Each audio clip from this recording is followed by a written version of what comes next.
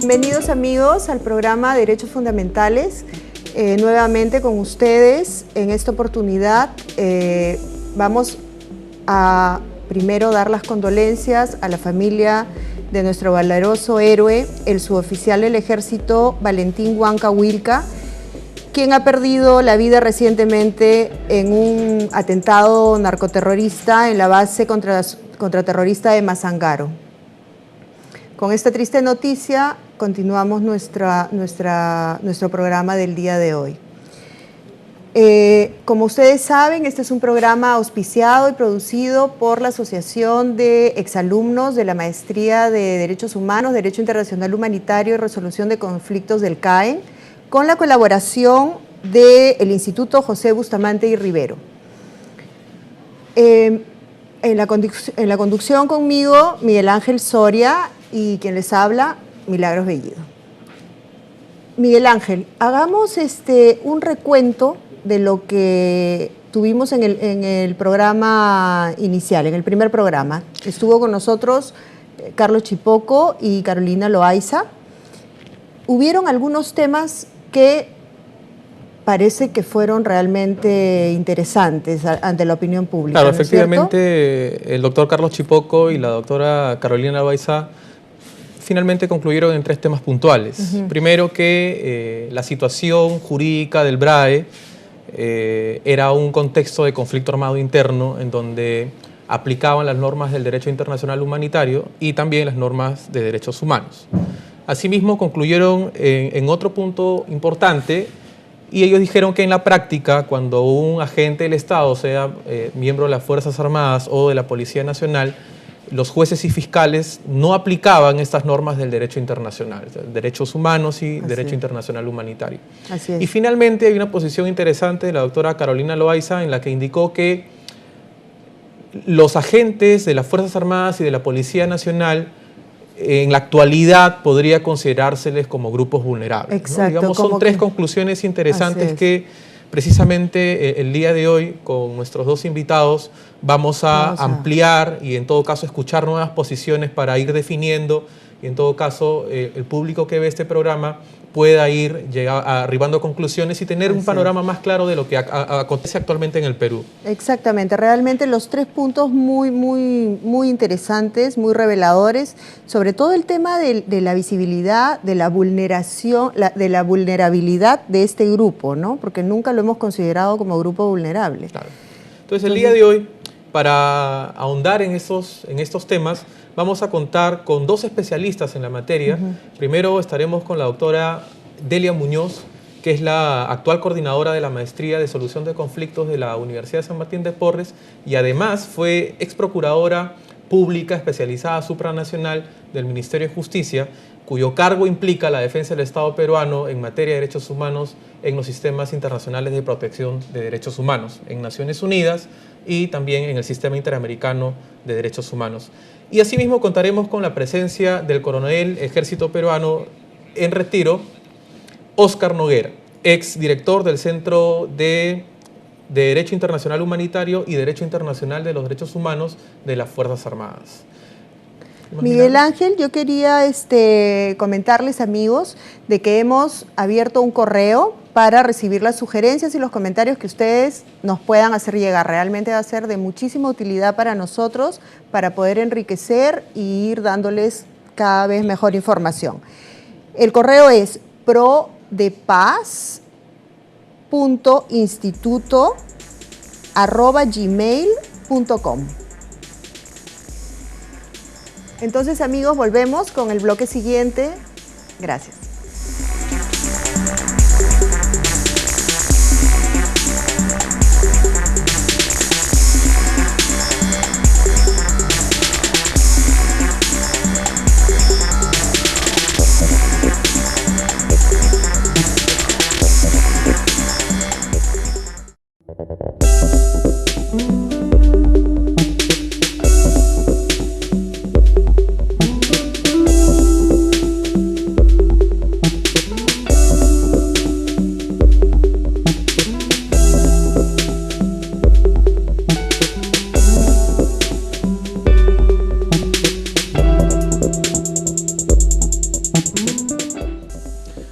Volvemos con su programa de los derechos fundamentales y como lo anunciamos en el bloque anterior, el día de hoy contamos con la presencia de la doctora Delia Muñoz. Ella es coordinadora de la Maestría de Solución de Conflictos de la Universidad de San Martín de Porres y es procuradora pública especializada supranacional del Ministerio de Justicia.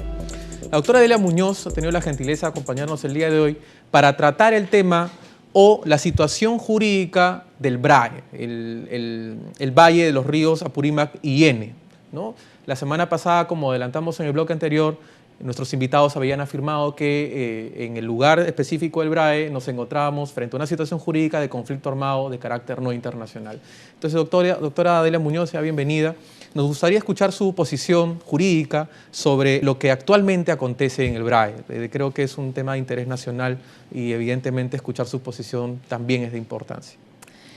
Miguel Ángel Milagros, gracias por invitarme a participar en este debate. Saludo también a la audiencia que sigue vuestro programa y felicito que este espacio se haya generado porque es necesario debatir desde una perspectiva personal y académica lo que viene ocurriendo en nuestro país. En el tema de la aplicación del derecho internacional humanitario, nosotros venimos como Estado teniendo una gran disputa a qué tipo de delito se aplica, en qué contexto, si estamos o no frente a un delito que es común o se encuentra dentro de un conflicto armado interno. En el caso de Perú, esta es una discusión que se remonta desde el fin de las décadas del 80 y principios de los años 90, cuando por primera vez afrontábamos como Estado la obligación de sancionar los actos derivados de grupos organizados bajo una cobertura terrorista. Nuestro Poder Judicial y nuestro Ministerio Público han tenido siempre la posición de que tanto narcotráfico como terrorismo son delitos agravados, pero dentro de lo que son delitos de carácter comunes. No se han enmarcado estas situaciones dentro de lo que es el VIH necesariamente, ¿no?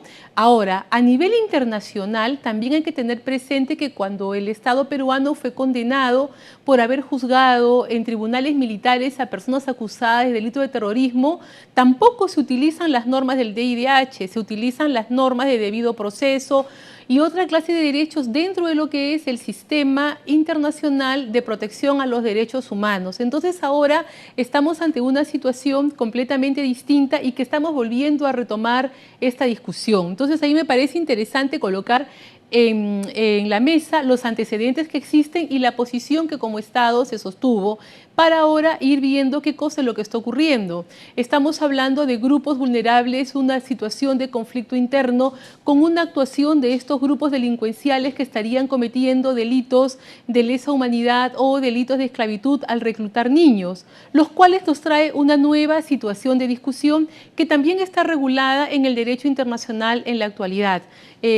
Por ejemplo, conversábamos con Miguel Ángel antes de comenzar esta entrevista de que el 31 de marzo la Corte Penal de Roma dictó una sentencia muy importante en el caso seguido contra Tomás Lubanga de del Congo, por haber reclutado niños y haber armado un ejército de niños.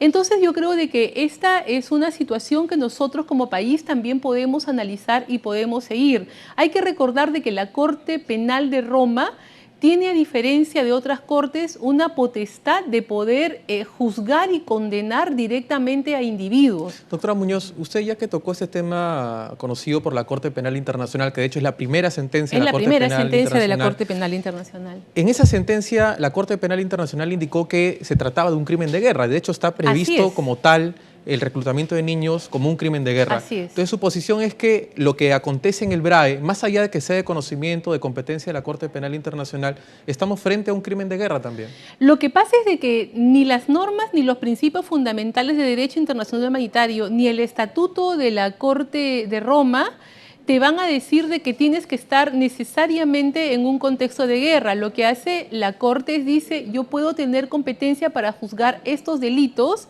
en concordancia con los tratados que haya suscrito cada país. Es decir, de que no pone como condición, ¿no? Entonces, podríamos empezar a tallar si es de que nuestra justicia considera de que la tipificación que tenemos o la persecución, porque estamos en unas zonas que coinciden en varios países, se puede recurrir a esta modalidad. Yo creo de que hay que estudiar un poco más el precedente para ver cómo se, Claro, cómo se puede aterrizar en el sistema nacional. Entonces, bajo su posición, para cerrar ese tema, Milagros, ¿podría ocurrir un crimen de guerra en tiempos de paz? Esa es la... Bueno, hay que recordar de que la Corte Penal de Roma surge post-Yugoslavia, donde teóricamente no hubo ninguna declaratoria de guerra, ¿no? Entonces, o en algunos países de Europa del Este también se han empezado a juzgar estos crímenes de guerra sin que necesariamente exista lo que clásicamente nosotros hemos conocido antes como un conflicto armado externo. Claro. Doctora Muñoz, yo quería un poquito aterrizar en el tema del BRAE.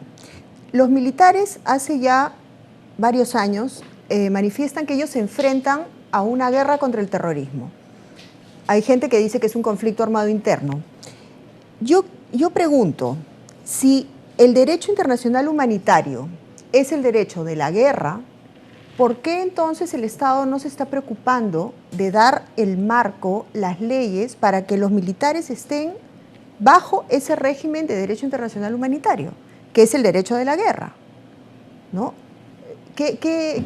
¿Cómo explica usted este tema de que ellos no saben a qué se están enfrentando? Si es un conflicto, si es una guerra, si tienen que ser procesados por el derecho internacional humanitario, si por el de los derechos humanos. Hay una confusión ahí, exactamente. ¿No? Como yo le explicaba al comenzar mi intervención, el Poder Judicial y el Ministerio Público, cuando hicieron los primeros juzgamientos, han sido muy cautos en utilizar las normas de tipificación del Código Penal y en todo caso de manera complementaria las normas internacionales de derechos humanos. Pero nunca se ha querido entrar a analizar la posibilidad de utilizar el derecho internacional humanitario porque siempre se pensó que entrar a aplicar este tipo de normas... Era flexibilizar. Exactamente, podría llevar a flexibilizar las normas de pena o las normas de carcelería respecto de aquellas personas que ya estaban siendo... condenadas purgando condena. No, pero fíjese, lo que ha generado es que como hemos juzgado todo dentro del sistema común, también a los militares ahora cuando incurren en actos que son considerados bajo investigación, también se les aplican las normas comunes, ¿no? Entonces estamos en una situación de contradicción y me parece que el momento amerita para ver qué parte del derecho internacional humanitario es aplicable o no a la situación que estamos viviendo, qué parte como país podemos sacarlo también hacia afuera para protegernos de aquellas personas que están vulnerando a nuestros ciudadanos, ¿no? Porque, por ejemplo, a mí me da la impresión de que los terroristas también podrían un poco mimetizarse con esa población civil que algunos sectores dicen que los agentes del Estado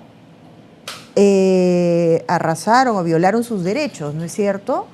Me refiero a que si tenemos definidos que son dos combatientes, ¿no? El Estado y los grupos levantados en armas, los terroristas o los delincuentes terroristas, entonces están definidos y el grupo de personas civiles también está bien definido. Ahora con este sistema de que los estamos procesando por derechos humanos, los terroristas están dentro del grupo de los ciudadanos. Claro, podrían aparecer como personas que han sido agraviadas por actos que ellos mismos han generado, ¿no? Entonces lo que usted me señala, esta contradicción que estamos viviendo y cómo afecta. Yo creo de que sí, que hay que entrar a repensar y a replantear cómo es de que se van a abordar este tipo de situaciones. Yo tengo entendido de que hay un número importante de personas que son agentes del Estado que son sacados de la zona de combate, llevados a los procesos comunes y luego vueltos a reinstalar en las zonas para continuar en estas tareas que tienen pendientes. Entonces, ¿no? una respuesta que subyace a esto podría ser que lo que acontece en el BRAE debería ser juzgado en la justicia militar, o es que debería ser juzgado en la justicia común, pero aplicando, dependiendo de cada caso concreto, normas de derechos humanos o VIH, o ambas, dependiendo de la situación concreta. Yo creo que nuestro sistema constitucional permite que nosotros podamos tener a la justicia militar a la par que al Poder Judicial. Hay que recordar de que nuestra Constitución admite 3 mecanismos de solución de conflictos: el Poder Judicial, la justicia arbitral y la justicia militar, ¿no? En consecuencia, en ambos habría la posibilidad de encontrar una salida para estos juzgamientos. Y cualesquiera sea la vía que nosotros querramos utilizar, hay que recurrir necesariamente a la combinación de normas, del DIH como las de protección de los derechos humanos o fundamentales, ¿no? No se contradicen. No se contradicen y más bien nos pueden ayudar a tener un mejor manejo de la situación que estamos afrontando. Claro, pero parece claro que en estos casos esta justicia justicia arbitral no aplicaría no para la ninguno de aplicaría, los por eso casos. yo le he dejado de Pero costado, digamos, solamente Poder Judicial y Justicia Militar, exacto, que tienen el mismo estatus constitucional, exacto. ¿no? Entonces, estos hechos que pasan en el BRAE, digamos, ¿bajo qué circunstancias o alguna situación concreta, cuál de estas situaciones concretas podrían ser juzgadas por la justicia militar? Porque en todo caso, el Perú ha sido pues varias veces declarado responsable internacionalmente por haber juzgado a personas en la justicia militar en la que se consideraba bajo la Comisión Interamericana o la Corte Interamericana de que no era el fuero competente para Así juzgar es. casos en donde eventualmente habían violaciones de derechos humanos o eventualmente habían normas violatorias o conductas que violaban el derecho internacional humanitario. Creo, Miguel Ángel, de que no hay que generalizar. Claro. Porque en las generalizaciones es donde podemos generar una mayor confusión. Exacto. Concretamente, en los casos Castillo Petruzzi y Loaiza Tamayo, que son los originales, ¿no? Lo que se dice es de que tú no puedes llevar a civiles al fuero militar y más aún someterlos a un tipo penal como era delito de traición a la patria bajo la modalidad de terrorismo. Allí lo que se considera es que una vulneración al principio del juez competente y del tipo correspondiente, ¿no es cierto?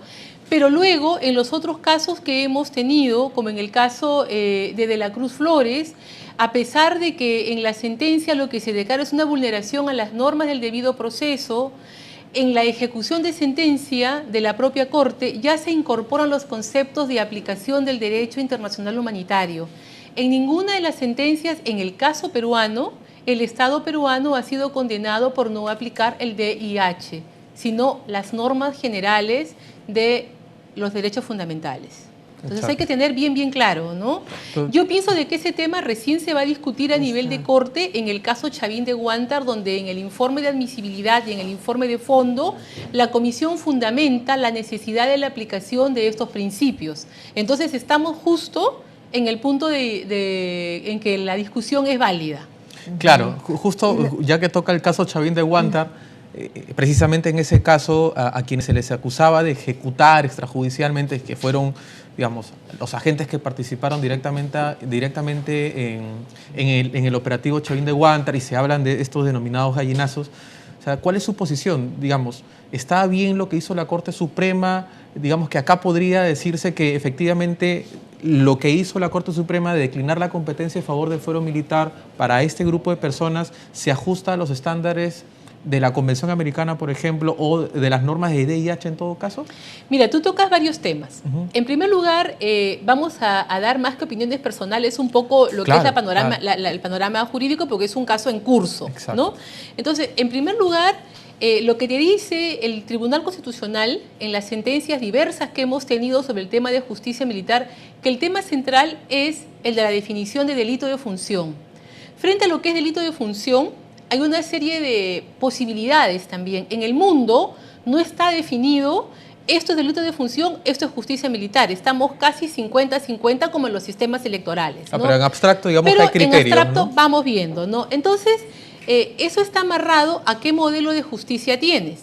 En un sector del sistema interamericano se dice que los delitos contra la vida no pueden ser nunca delito de función. Hay otra posición que dice que sí, porque si una persona está incurriendo en un acto contra la vida, pero dentro de una operación militar perfectamente autorizada, estamos dentro del ámbito de competencia de la justicia militar. Entonces, primer tema. Segundo tema, una contienda de competencia que se realiza en el país. El órgano máximo de nuestro sistema constitucional para solución de controversias en sede nacional es la Corte Suprema.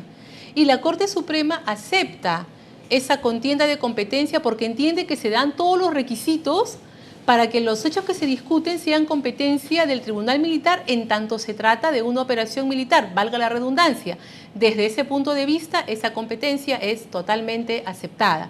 Tercero, lo que usted toca, Miguel Ángel, los estándares del sistema interamericano, y allí se abre un debate interesantísimo.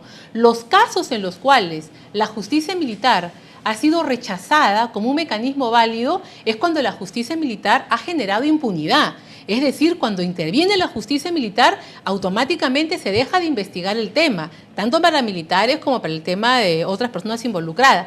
Allí es cuando el sistema interamericano ha sancionado el recurrir a la justicia militar. Claro. En el caso de la ejecución o de la supuesta ejecución de los señores involucrados en el caso Nicolás Cruz, la justicia militar no ha impedido el juzgamiento, Exacto. porque juzgamiento hubo. El proceso se parte en dos. Uno va al fuero civil que continúa y otro en el militar que corrió su suerte. Claro. Entonces, aquí estamos en una situación que no tiene precedentes en el sistema. Y solamente para concluir, en los casos, en otros dos casos que existen en el sistema, cuando la justicia militar los declara inocentes, si no me equivoco, es en Loaiza Tamayo y en Mónica Feria, la posición del sistema es, como tú los has declarado inocentes, ya no puedes volver a juzgarlos.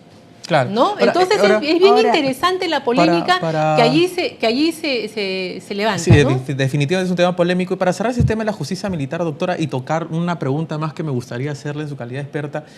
Usted habló de precedentes. ¿Existe algún precedente a nivel internacional o de algún otro tribunal local, de la región por lo menos, en donde se haya considerado válida la declinatoria de justicia militar cuando de por medio está el bien jurídico de la vida? Te pediría brevemente, porque ya nos queda poco tiempo. No tenemos mayores precedentes en torno a esa materia, Miguel Ángel. Entonces, ¿no? es un tema que se va a definir en todo caso. Es un tema bien interesante porque vamos a tener que discutir DIH y el tema de competencias y justicias militares. Doctora, ¿no? y finalmente, Yo Milagros, tengo una duda. ¿La justicia militar ha incorporado en su normativa el DIH? Claro, la justicia militar, por supuesto, porque la justicia militar es la que está prevista, entre otras razones, para poder juzgar en situaciones de guerra internacional y todo eso. O sea, la justicia militar es la llamada ¿no? Donde surgió la polémica en Perú era si en los tribunales civiles ordinarios podía verse esto también. Doctora, en el programa pasado, aquí nuestros invitados habían indicado que las Fuerzas Armadas en el BRAE y la policía podrían considerarse grupos vulnerables. ¿Cuál es su opinión sobre esa posición? Ya para cerrar este bloque. Mi querido Miguel Ángel, usted siempre haciendo las preguntas complicadas, ¿no? Fíjese, hay que analizar muy bien porque las categorizaciones pueden resultar muy interesantes a nivel teórico, pero nos podrían complicar el manejo jurídico, político y de administración de la zona, ¿no? Yo creo que hay que ser muy, muy cautelosos, hay que revisar a quién llamamos grupos vulnerables, ¿no? Yo creo que en este momento son los niños que son sometidos a esclavitud y que según la Corte Penal Internacional podríamos estar ante un caso de crímenes de guerra y poder plantear de que estas personas sean sometidas a esa instancia, ¿no? Listo, doctora. Muchas gracias. Agradecemos su participación. Muchísimas gracias. Amigos, amigas, esa ha sido la participación de la doctora Delia Muñoz, coordinadora actual de la Maestría de Solución de Conflictos de la Universidad de San Martín de Porres. Doctora, muchas gracias. Muy amable, gracias. Hasta luego.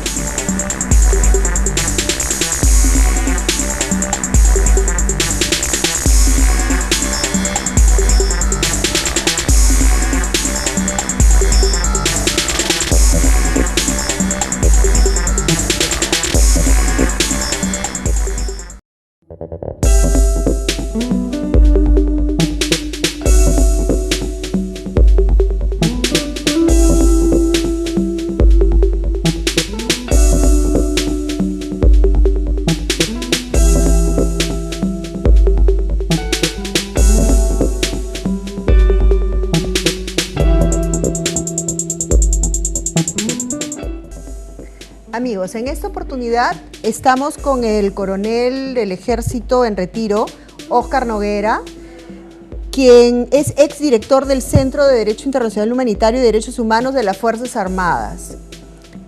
Además, es egresado de la Maestría de Derechos Humanos, de Derecho Internacional Humanitario y Resolución de Conflictos del CAEN.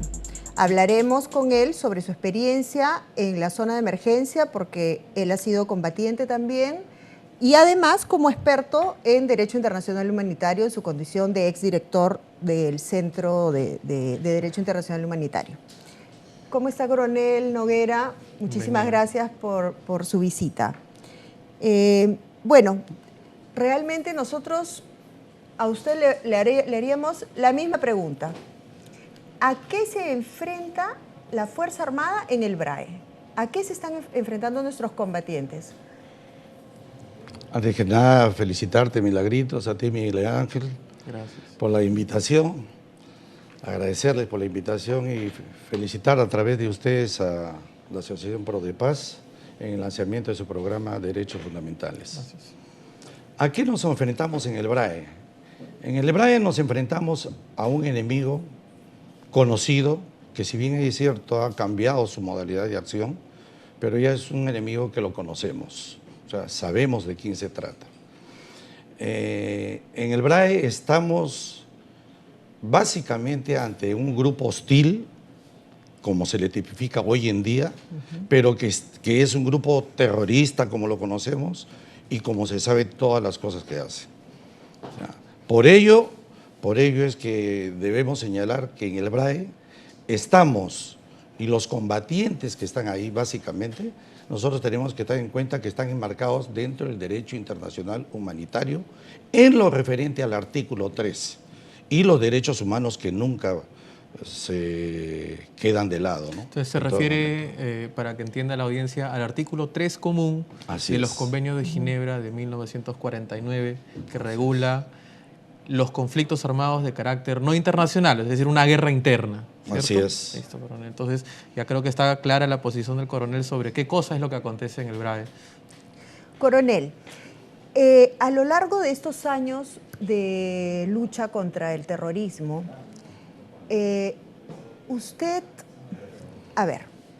últimamente estamos escuchando la posición de grupos de militares que dicen de que, bueno, que ellos también gozan de derechos humanos, sin embargo, los derechos para ellos no están siendo visibilizados. Se les maltrata judicialmente, se les maltrata políticamente. ¿Qué es lo que ha pasado? ¿En qué ha fallado el Estado realmente para que haya ese abandono de nuestras Fuerzas Armadas a lo largo de casi 25 años de conflicto? ¿Por qué el Estado no se ha preparado en estos 25 años para ya tener una protección, una debida defensa de nuestros combatientes? ¿Qué es lo que usted piensa? ¿Por qué el Estado realmente no ha trabajado en ese sentido? Bueno, yo siempre he dicho, y creo que todos coincidimos, que el enfrentar a un problema como el que se vive es una decisión política, definitivamente. Parte de la decisión política y parte de que se cumplan con todas las disposiciones que están previstas. Con todas las disposiciones que están previstas. O sea, cuando nosotros nos enfrentamos al enemigo, el enemigo tiene su protección que lo da, en este caso, los derechos humanos y solamente el artículo 3 nosotros no. Yo siempre digo que los derechos humanos es como el aire. El aire no lo sentimos, lo disfrutamos todo. Pero cuando nos falta, sabemos que nos están violando. Sabemos que realmente nos están quitando.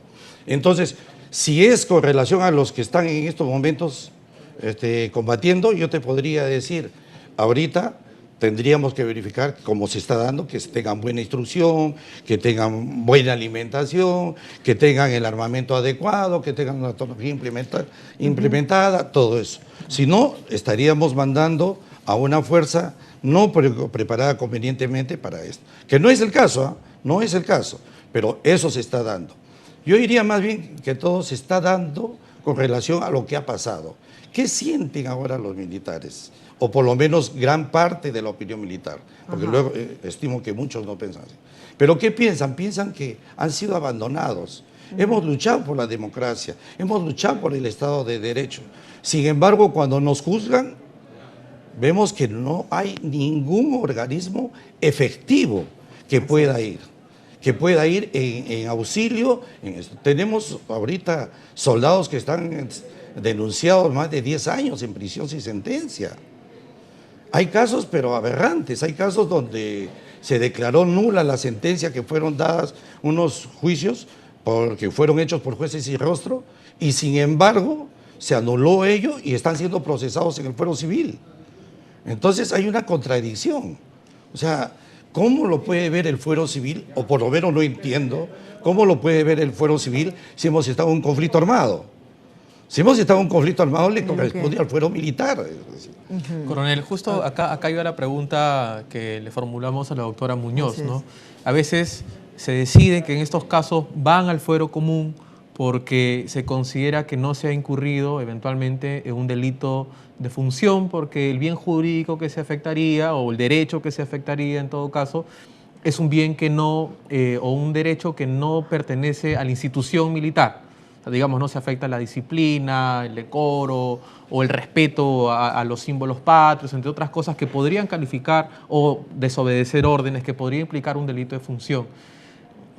¿Cuál es su posición en calidad de experto? ¿Cómo debería ser? O sea, su posición es que estos casos en los que eventualmente participen militares en acciones armadas deberían ir necesariamente en todos los casos al fuero militar para que sean juzgados.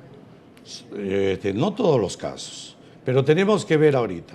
Ahorita en vigencia está el decreto legislativo 1095. El decreto legislativo 1095, en su título primero, dice empleo de la fuerza por parte de las Fuerzas Armadas contra grupos hostiles. Y lo dice claramente tipificado, dice, todos los que cometan delitos, cometan actos contrarios a lo dispuesto, serán juzgados por el fuero militar. Lo dice la ley. Ahora, las condiciones se han dado. Las condiciones, dice en el título primero, que se declare zona de emergencia, es zona de emergencia. Que el orden interno esté alterado, el orden interno está alterado. Es lógico. Que las Fuerzas Armadas hayan tomado el control del orden interno, las Fuerzas Armadas han tomado el control del orden interno. Que exista grupo hostil, hay grupo hostil.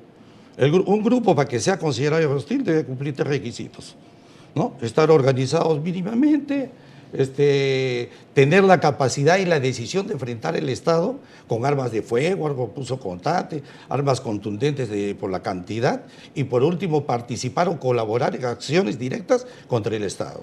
Entonces, esto se está llevando. Más bien, yo creo que sería ilógico esto. El hecho que se aplique el DIH en el artículo 3, siempre lo señalo, no significa que los derechos humanos estén exentos.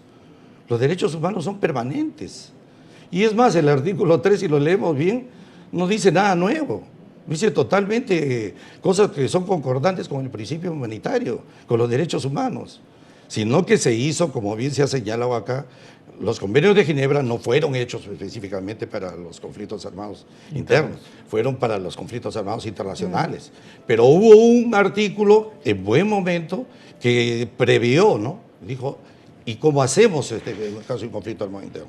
Y es más, a mí me interesa mucho este artículo 3, porque la última parte indica, o sea, que el hecho que se aplique el derecho internacional humanitario en un conflicto no significa, o sea, no tiene injerencia en el estatuto jurídico de la nación. Del combatiente. Del combatiente, o sea, si las leyes del Estado tipifican, como ya están tipificados, delincuentes terroristas, como delincuentes terroristas se les calificará. Exacto, o sea, no cabe la posibilidad que aquellos criminales que se encuentran enfrentándose al Estado en el BRAE puedan ser considerados, por ejemplo, prisioneros de guerra, que de hecho fue uno de los argumentos del abogado Abimel Guzmán cuando era procesado. Indicaba que Abimel Guzmán debería ser tratado como prisionero de guerra y no como un delincuente terrorista, ¿cierto? Es lo que deja claro el artículo 3. Bueno, pero lo que sucede que también es que a veces entramos en confusión. Lo que sucede es que en conflictos armados internos no existe la figura de prisionero de guerra, ¿no es cierto? O sea, por ahí no va. Pero o sea, el que se emplee estos, ¿qué dice pues el artículo 3? No ajusticiamientos, no rehenes, eso perfectamente. Pero eso no va en detrimento del estatuto jurídico. O sea que se le va a procesar de acuerdo a la legislación peruana como lo considera a ese grupo hostil. Exacto. Yo quería, Miguel Ángel, redondear un poco. Entonces, coronel, ¿usted afirmaría que existe seguridad jurídica para operar militar y policialmente ahorita en el BRAE? ¿Existen los mecanismos entonces? En todo caso, yo creo que el decreto legislativo 1095 es una buena intención, es una base, justamente estos vacíos que se señalaban anteriormente, que se señalaban entre si es conflicto armado o no es conflicto, entonces, ¿no?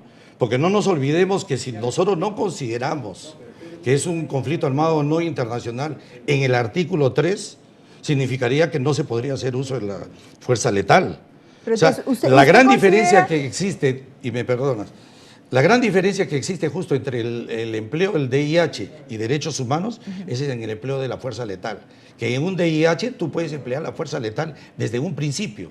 En los derechos humanos no, hay toda una escalada. Claro, se aplica excepcionalmente. Claro, ¿no? excepcionalmente. Claro, ya de hecho Como ya... es en el título 2 y 3 de la referida en un conflicto ley. armado ya nos encontramos en la situación excepcional, con lo cual se puede aplicar el uso de la fuerza letal. Pero también hay algunos criterios para Claro. que en el contexto de guerra se deben utilizar. Por ejemplo, hay situaciones en que la persona o el grupo de personas a quienes se enfrentan no necesariamente es un objetivo militar. Claro. ¿Cierto? O sea, por ejemplo, la población civil que no participa en las hostilidades. No, eso definitivamente, pero el derecho internacional humanitario los protege. Exacto. No es nada nuevo. Exacto. No, de hecho, es la protección que brinda Claro. tanto cuando use la fuerza letal el Estado Así es. y cuando usen la fuerza Así es. ilegal de estos grupos terroristas. Sí, lo que sucede ahí es que tampoco no debemos olvidar ni ser tan rígidos, porque el derecho internacional humanitario, ¿cuál es la finalidad del derecho internacional? Limitar, disminuir los efectos y consecuencias producto de los conflictos armados. No dice evitar. No, claro. No que dice, o sea, sería ilógico, utópico, creer que en un conflicto armado no van a haber daños incidentales o colaterales, como le llaman. Claro. ¿No? O sea, tampoco no debemos, la población civil no constituye un objetivo militar porque definitivamente lo defiende el derecho internacional. Y yo diría, así no hubiera ningún derecho, el principio humanitario lo defiende y eso es... Regreso yo a mi pregunta. Entonces, si usted considera que efectivamente existe una seguridad jurídica para operar actualmente militar y policialmente, entonces ya no deberíamos nosotros de ver este tipo de penalización o de llevar a los militares a los juicios, porque se supone de que ya hay este marco legal que los estaría protegiendo. ¿Esto de acá se dio también en la lucha de los 80 y de los 90? ¿Este marco jurídico? ¿Ustedes iban con esta tranquilidad de que estaban realmente, bueno, con algo de protección jurídica? Bueno, nosotros no hemos sabido después hasta que ha terminado la guerra, ¿no? O sea, no lo hemos sabido antes. Normalmente nosotros creíamos que estábamos amparados por la legislación, pero a la hora de la hora no fue así. Okay. ¿No? Y por eso yo entiendo que ahora la tipificación debe ser clara. Coronel, pero o sea, es. digamos, ¿existen normas jurídicas para que los militares y policías vayan a la guerra? O sea, creo que podemos acá crear confusión, ¿no? Porque usted ha dicho bien claro que las normas de DIH sirven para, digamos, de una forma humanizar la guerra, ¿no? O sea, Sí, digamos es que una no sea forma tan humanizada, cruenta. así es. ¿Significa necesariamente que es una norma de derecho internacional que protege, digamos, a las partes en conflicto, o es que protege a esas personas o grupos de personas que no participan en las hostilidades? Le agradezco la pregunta. ¿Sabe por qué? Porque el derecho internacional, si usted hace una definición, es cierto, a las personas que dejan de combatir o han dejado, ¿no es cierto? Perdón, a las personas que no participan, que son los médicos, paramédicos, servicios religiosos y civiles, básicamente, organizaciones internacionales humanitarias, o personas que han dejado de participar, capturados, heridos, enfermos y bueno, y muchas situaciones que se pueden presentar, ¿de acuerdo? Pero el derecho internacional humanitario realmente no queda ahí, sino, yo le pongo por ejemplo, también protege a los combatientes. No se olvide que el derecho internacional humanitario protege los métodos, limita los métodos y medios. Exacto. Yo no puedo emplear minas antipersonales. Claro. ¿A quién estoy protegiendo? A los combatientes. Así es. Yo no puedo utilizar rayo es. láser contra el enemigo. ¿A quién estoy protegiendo? Al combatiente. O Yo bombas no de puedo, racimo, bombas vudú, químicas, claro. llámele como se llame. Para eso han habido problemas. O sea que si bien es cierto... Esa es la parte de la humanización de la guerra. Claro, ¿cierto? si bien es cierto que la definición es un poquito anterior, ya debe recoger un poquito más actual. Lo cierto es que el DIH hoy en día protege a todos. Y todos tenemos que... Ok, coronel, se nos pasó el tiempo. Muchísimas gracias por su participación en el programa y regresamos, amigos, con ustedes. Muchas gracias. Espera, muchas gracias a ustedes.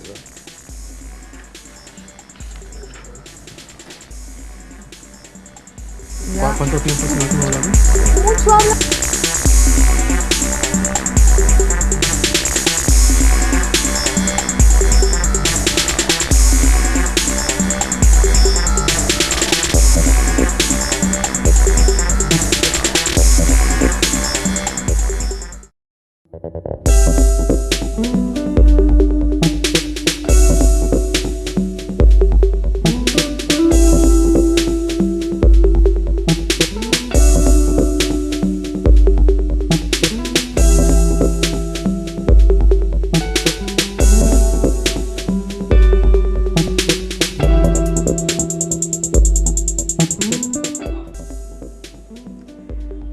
volvemos con el programa.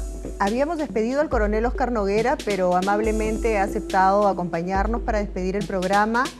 Se han quedado 2 preguntas puntuales en el tintero. Más que preguntas es aprovechar de la experiencia del coronel para que nos cuente su paso por este Centro de Derecho Internacional Humanitario de la Fuerza Armada, coronel Noguera. ¿Qué es este centro y cuál es su misión, cuál es su propósito? Gracias. Por favor. El Centro de Derecho Internacional Humanitario y Derecho Internacional de los Derechos Humanos de las Fuerzas Armadas, como su mismo nombre lo indica, es un centro de capacitación. En el año 2002, a consecuencia de un convenio que hicieron entre el Ministerio de Defensa y el Comité Internacional de la Cruz Roja, llegó por fin el ansiado centro y se formó. La finalidad de este centro es capacitar al personal de las Fuerzas Armadas en todos los niveles. Oficiales, técnicos, oficiales, tropa, en todos los niveles. Capacitar en temas de derechos internacional humanitario y en temas de derecho internacional de los derechos humanos. Hoy en día esa finalidad inicial ha sido ampliada. Hoy en día a los cursos ya se invita profesionales civiles del sector público y privado para que se nutran también de estos conocimientos. El centro, y no es una propaganda, pero es un centro que tiene un nivel de capacitación muy, muy bueno.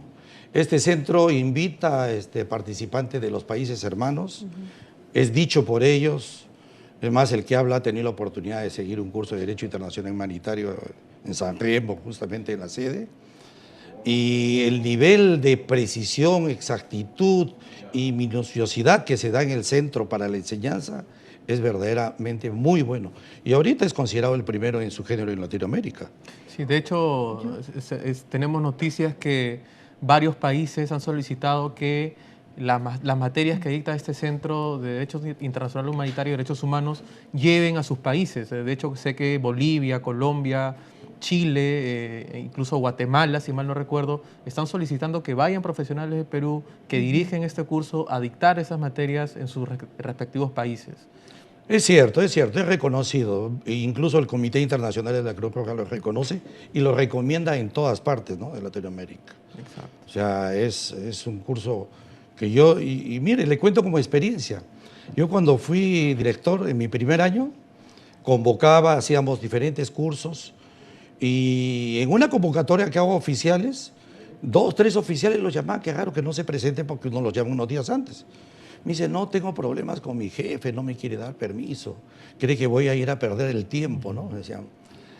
Entonces, así fue, así se inició y es ciertamente la verdad. Es lógicamente que uno llamó y vinieron, todo, ¿no? Pero hoy en día todo el mundo ha tomado conciencia. Es más, todos los oficiales, los jefes quieren tener gente preparada, porque la gente que sale de ahí es gente que sirve un efecto multiplicador. ¿Cómo se refleja lo que se refleja ellos, totalmente, porque se van de aprenden? instructores desde tropa hasta el último escalón, desde cadete hasta el último grado. Entonces se refleja en todos los niveles. Y la enseñanza debe ser, pero así, desde más chiquito, mejor. Claro. ¿Y sabe por qué? Porque los derechos humanos no es ni el derecho internacional humanitario no es una cuestión de conocimiento, ni yo sé o no sé la norma. Yo creo en esencia es la conducta que tú puedas desarrollar.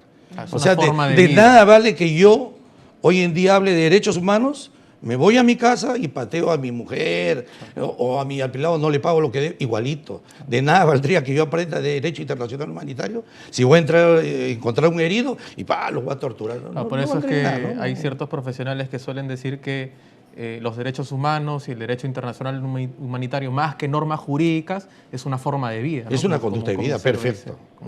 Coronel, totalmente de acuerdo. ¿Y a cuántos profesionales, tanto de las Fuerzas Armadas, de la Policía Nacional del Perú, del sector público, del sector privado y algunos profesionales civiles, ya se han capacitado en este Centro de Derecho Internacional Humanitario y Derechos Humanos? No manejo las cifras, pero sí largamente pasan los 1000. En mi época capacitamos un curso para jueces, otro para fiscales, para medios de comunicación, fuera de los agregados.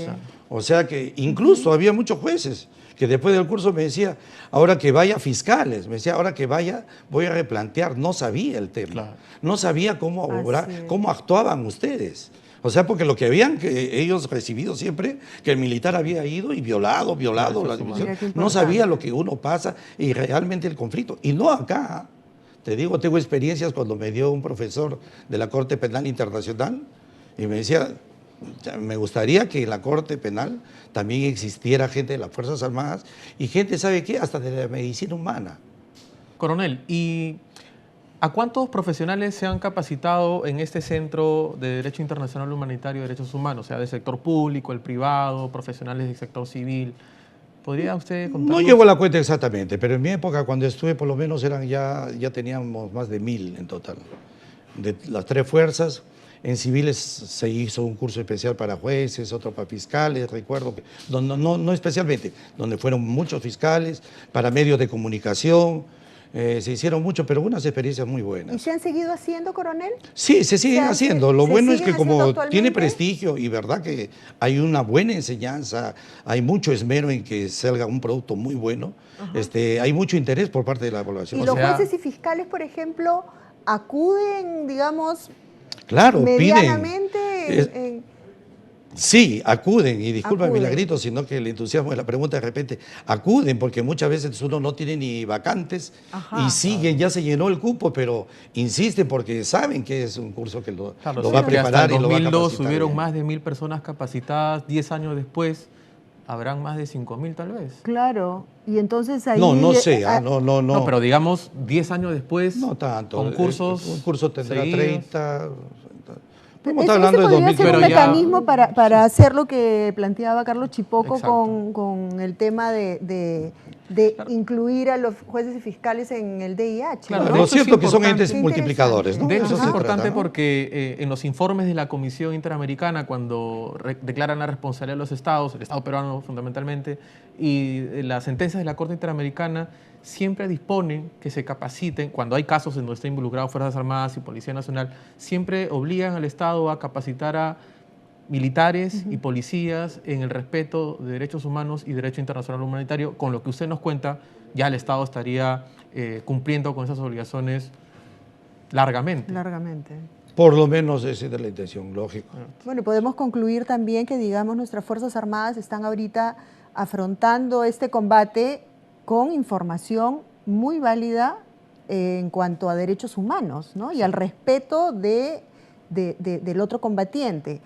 Solamente falta ver cómo aplicamos las normas para que los delincuentes terroristas, de alguna manera, también respeten los derechos de ustedes, ¿no es cierto? Porque ahí se está respetando solo de un lado. Exacto. Y del otro lado el Estado tampoco no está haciendo mucho. Bueno, coronel, le agradecemos nuevamente por habernos brindado un poco más de su tiempo y haber compartido su experiencia en este segundo programa de Derechos Fundamentales.